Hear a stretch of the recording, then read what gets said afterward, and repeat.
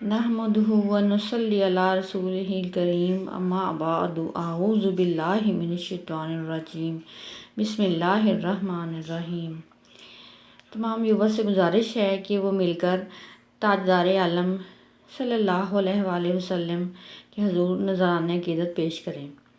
اللہم صلی علی محمد وعلی آل محمد کما صلیت علی ابراہیم وعلی آل ابراہیم انک حمید مجید۔ اللہم بارک علی محمد وعلی آل محمد کما بارکت علی ابراہیم وعلی آل ابراہیم انک حمید مجید۔ آج ہم سورۃ النصر کی تلاوت اور اس کے تعارف سے واقفیت حاصل کریں گے۔ بسم اللہ الرحمن الرحیم۔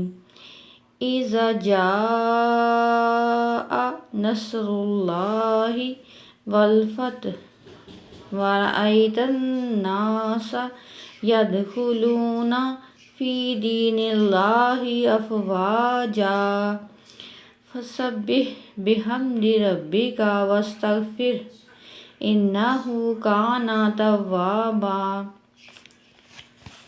سورۃ النصر کا تعارف اس طرح سے ہے کہ نزول کے اعتبار سے آخری سورت 114 نمبر ہے اور تدوین کے اعتبار سے اس کا نمبر 110 ہے۔ اس کے بعد 4 صورتیں رہ جاتی ہیں اور قرآن پاک مکمل ہو جائے گا۔ یہ مدنی صورت ہے، ہجرت مدینہ کے بعد نازل ہوئی ہے۔ اس کے بعد صرف ایک آیت اتری حجۃ الوداع کے موقع پر، سورۃ مائدہ کی آیت نمبر 3 میں ہے، لیکن صورتوں میں سب سے آخری صورت جو اتری وہ سورۃ النصر ہی ہے، اور اس میں فاتح اعظم کا ذکر ہے۔ ظاہر ہے آخری صورت میں فاتحہ کا ہی ذکر ہونا چاہیے تھا۔ فاتحہ سے مراد ونر کہ جو اسٹرگل 23 سال کے عرصے میں کی تھی، آخر میں اس کا حاصل ملنا تھا اور اس کا کوئی انعام ملنا تھا، لہٰذا آپ صلی اللہ علیہ وآلہ وسلم کو فاتح اعظم کا ایوارڈ مل گیا۔ آپ صلی اللہ علیہ وآلہ وسلم وہ فاتح اعظم ہیں کہ جنہوں نے 23 سال کے عرصے میں جہالت کو دور کیا، اور وہ جہالت جو کہ صدیوں سے چھائی ہوئی تھی، اس جہالت کو روشنی میں بدل دیا۔ اللہ تعالیٰ کی مدد ساتھ تھی اور آپ صلی اللہ علیہ وآلہ وسلم نے وہ دلائل پیش کر دیے کہ جس سے اندھیرے اجالوں میں بدل گئے۔ اذا جاء نصر اللہ والفتح کہ جب مدد اور نصرت آ جائے۔ اشارہ دے دیا گیا ہے کہ آپ صلی اللہ علیہ وآلہ وسلم نے جو کام کرنا تھا وہ ہو گیا، اور اس صورت میں یہ بشارت دی گئی ہے کہ یہ صورت میں آپ کا کام تکمیل پا چکا ہے۔ لہٰذا جب یہ صورت نازل ہوئی تو حضرت عباس رضی اللہ عنہ جو کہ آپ صلی اللہ علیہ وآلہ وسلم کے چچا ہیں، وہ زاروں قطار رونے لگ گئے۔ تو پوچھا گیا کہ آپ رضی اللہ عنہ کیوں رو رہی ہیں؟ اس میں تو فتح اور نصرت کا ذکر ہے، اس میں تو نبی پاک صلی اللہ علیہ وآلہ وسلم کی فتح اور نصرت کی بات ہے۔ تو کہا کہ نہیں، یہ آپ صلی اللہ علیہ وآلہ وسلم کے بلاوے کا اشارہ ہے، دنیا سے رحلت فرمانے کا اشارہ ہے، کیونکہ جب فتح اور نصرت آ جاتی ہے اور کام پایہ تکمیل کو پہنچ جاتا ہے تو اللہ تعالیٰ ان کو اپنے پاس بلا لیتے ہیں۔ چنانچہ اس صورت کے بعد جو لوگ جوگ در جوگ اسلام میں داخل ہو گئے اور عرب میں اسلام کا بول بالا ہو گیا، تب آپ صلی اللہ علیہ وآلہ وسلم اللہ کی تحمید کے ساتھ اس کی تسبیح میں مصروف ہو گئے۔ نیز یہ کہ اللہ تعالیٰ کی پاکی بیان کی، کیونکہ اللہ تعالیٰ بہت توبہ قبول کرنے والے ہیں۔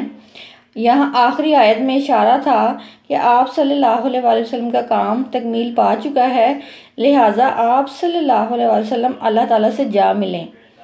تو وہی ہوا کہ جب آخری آیت اتری اس سے 80 دن کے اندر آپ صلی اللہ علیہ وآلہ وسلم دنیا سے رحلت فرما گئے، دنیا سے رخصت فرما گئے، اور یہی اس صورت میں بتایا گیا ہے۔ اور یہ کہ آپ صلی اللہ علیہ وآلہ وسلم نے جو مصیبتیں اٹھائیں، جو صعوبتیں اٹھائیں اور جو مشکلات اٹھائیں، اور مکے کے ساتھ آپ صلی اللہ علیہ وآلہ وسلم کے 10 سال کفار کے ساتھ جنگ کرنے میں گزر گئے، اور اب یہ مشکلات ختم ہونے کا وقت ہے کہ آپ صلی اللہ علیہ وآلہ وسلم کو فتح مل گئی، اور جو تکمیل دین کا مقصد تھا وہ پورا ہو چکا۔ اب اللہ تعالیٰ اپنے حبیب صلی اللہ علیہ وسلم کو اپنے پاس بلانے کا اور جدائی کا اشارہ تھا۔